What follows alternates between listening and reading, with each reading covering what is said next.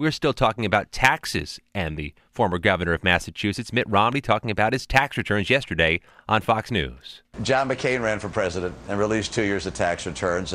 John Kerry ran for president. You know, his wife, who has hundreds of millions of dollars, she never released her tax returns. Right. Somehow this wasn't an issue.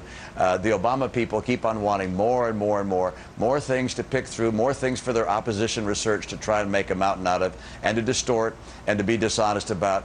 We're going to put out 2 years of tax returns and put out one already as soon as the most recent year is complete.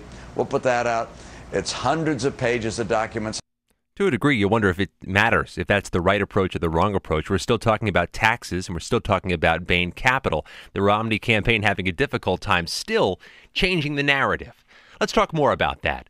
Our guest, Matt Friedman, is co-founder of Tanner Friedman Strategic Communications in Farmington Hills, Michigan. He is a specialist in creating strategic communications plans. Matt, good morning. If you have a client who doesn't want to change his mind, doesn't want to change the narrative, what do you tell him? Well, good morning, Scott. Well, keep in mind, I work primarily with business clients, and there are some fundamental differences between business PR and political PR. Now, there's some terrific communications professionals working in politics right now, some people I'd put on my team anytime, but the culture of political PR and the rule book of political PR could use some updating and reflect more of what we do in the business world more often, I think. Look at the position of President of the United States as a job for just a minute. And we are all collectively interviewing candidates, 2 candidates now, for this job. When you're interviewing a candidate for a job in business, you want to know as much about them as possible, as few surprises as possible, particularly in a job that affects so many people and is really a public position. What we've seen in the last few campaigns, I would call almost disclosure fatigue. There have been candidates who just don't want to disclose what the public seems to want to know, at least at some level. And you have to wonder what they're hiding. It's not just Republicans, it's Democrats too. We saw this with the Obama controversy over the birth certificate. I think what happens in politics sometimes is that the campaigns are afraid to disclose what the other side wants them to disclose, because then they're giving the other side a win.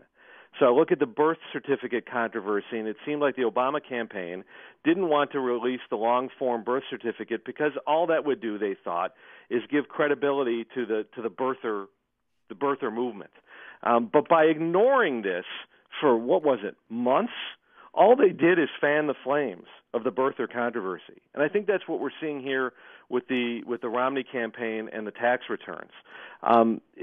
What's behind those tax returns? Is it quite literally an embarrassment of riches? If so, a disclosure of those tax returns at the beginning of the campaign, or maybe the beginning of this session now, where Romney is the lone nominee of the Republican Party, maybe you get that embarrassment over with by disclosing everything. You let the American public know, hey, this is a rich guy, but he's the rich guy maybe who could fix the country, and you move on. Instead, we have day after day after day of this controversy, and I think the public is going to get sick of it very soon if it hasn't already. Do you ever reach a point, though, where you've hit the point of no return, where it seems too late, that by releasing the information you seem to be caving or letting the other side drive the car? Quite possibly, and I think that's why it makes sense to do these things early and identify them early. I remember this, too, with McCain's health records. There was this concern by some about McCain for the entire campaign, that maybe he was too old and unhealthy to be president. And if so, you'd wind up maybe with a vice president as president that, some people wouldn't want. And this just festered throughout the campaign. I think it's key in communications to anticipate issues early and work whenever possible with transparency to really diffuse those issues as early as possible so you can get to the issues you want. There are other things, I'm sure, that the Romney campaign would rather us be talking about this morning than this. That could have probably happened if they had just released these tax returns at the beginning of all this. We're speaking with Matt Friedman, co-founder of Tanner Friedman Strategic Communications of Michigan. There's a big rollout that needs to happen sometime in the next few weeks, Matt. The Romney team needs to not just choose a vice president, but unveil a vice president. There's something, I suspect, very strategic in how they go about doing so. If you have a big announcement, a big product rollout, what's the timing like? How far in advance do you plan it, and how far in advance do you start the execution? Well, you want to plan as far in advance as possible, and you want to control the flow of information as much as possible, at least in business and certainly with public companies where stock price and other factors could come into play. It's important that as few people know about it as possible until the last possible instant.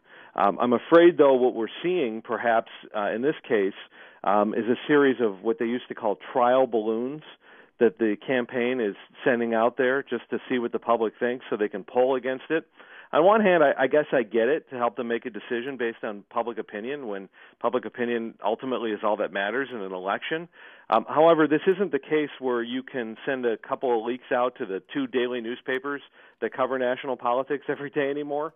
The more that's out there, it compounds exponentially on a daily basis. I think the McCain campaign, one thing they did a good job with in the whole Sarah Palin thing is when they announced Sarah Palin as the vice presidential nominee. They owned the day for about a day. They controlled the narrative at the beginning because nobody knew who she was. And they were able to get their message out, at least for a day, while the nation kind of collectively tried to figure it out. It was that big of a surprise.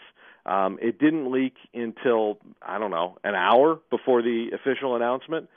Something like that would be advisable here. When you're breaking big news as a big organization, you want to control that news and own that news as much as possible. But unless there's a surprise nominee here for vice president, chances are that isn't going to happen because we've been hearing these names out there now for so long. Time for just one more question, Matt. This idea of trial balloons, leaking a name of Condoleezza Rice to the Drudge Report, leaking a story wherever you want it to leak it, is that something that they still do in the corporate world, or is that a political phenomenon only?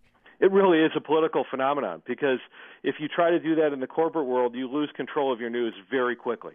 And so I've been in meetings in the last couple of years with some clients you've heard of, household name type clients, where the focus of our meeting is how few people can know about this news before it's released publicly to make sure that the tone is set the way we want it to from the very beginning. Matt Friedman, Tanner Friedman, Strategic Communications, Michigan. Matt, thank you.